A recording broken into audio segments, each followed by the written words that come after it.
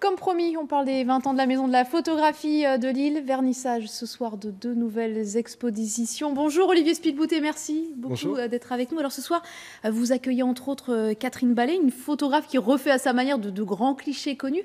C'était votre manière à vous de marquer le coup, une rétrospective en quelque sorte? C'est une rétrospective plus que de la Maison de la Photographie, puisque là c'est la rétrospective de l'histoire de la photographie, un siècle de photographie revisité par une artiste qui s'approprie le travail des plus grands photographes. On voit les images ici. Voilà, donc c'est vraiment l'exposition à pas rater, à visiter en famille, parce qu'elle est très ludique. En une expo, on explique un peu toute l'histoire de la photographie.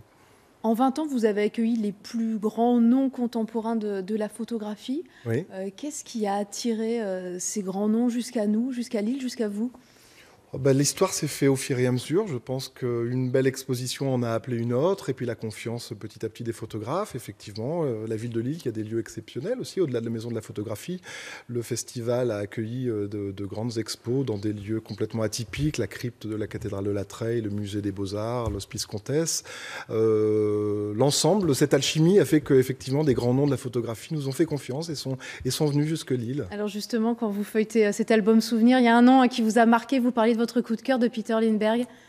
Oui, Peter Lindbergh, parce que c'est quand même un des plus grands photographes de mode, avec une grande générosité. Et puis c'était aussi pour nous assez symbolique de faire rentrer la photographie dans le Palais des Beaux-Arts, qui à l'époque n'avait jamais accueilli d'exposition photo, qui était dédiée à la peinture, comme on le sait.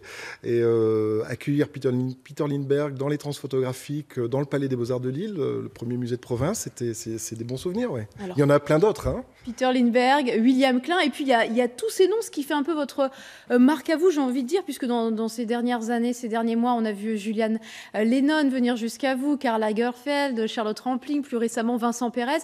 C'est aussi un petit peu votre marque d'aller chercher des noms qui ne sont pas forcément connus d'abord pour leur amour pour la photo. Oui, c'est de montrer que la photographie attire aussi bien des chanteurs que des acteurs, et que chacun se l'approprie pour s'exprimer à sa manière. Et pour nous, c'est l'occasion de faire découvrir d'autres facettes de certaines personnalités et de leur montrer à quel point pour certaines personnes la photographie est importante. Ça vous attire peut-être aussi un public différent parce qu'ils viennent chercher le côté people de... Bien sûr, c'est un doux mélange pour moi.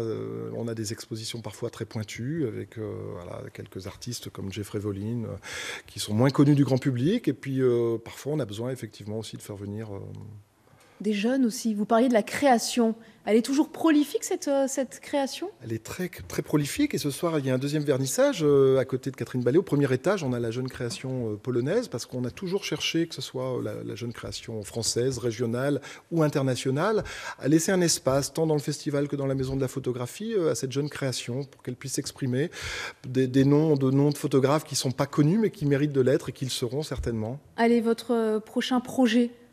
Alors le prochain projet, on a la chance, la métropole d'Amiens-Castelin a réussi à décrocher la capitale mondiale du design en 2020. Vous voulez vous associer à l'événement? Il y a énormément de liens depuis longtemps entre la photographie et le design, bien sûr, et on a l'ambition de créer un nouveau département, SIN, à l'intérieur de la Maison de la Photographie, pour pouvoir illustrer tous ces liens permanents qui existent. La photographie est un processus de création qui contribue à illustrer, à soutenir le design, et on va effectivement s'atteler jusqu'en 2020 et certainement au-delà à cela, avec carrément peut-être même un projet d'extension, un geste architectural.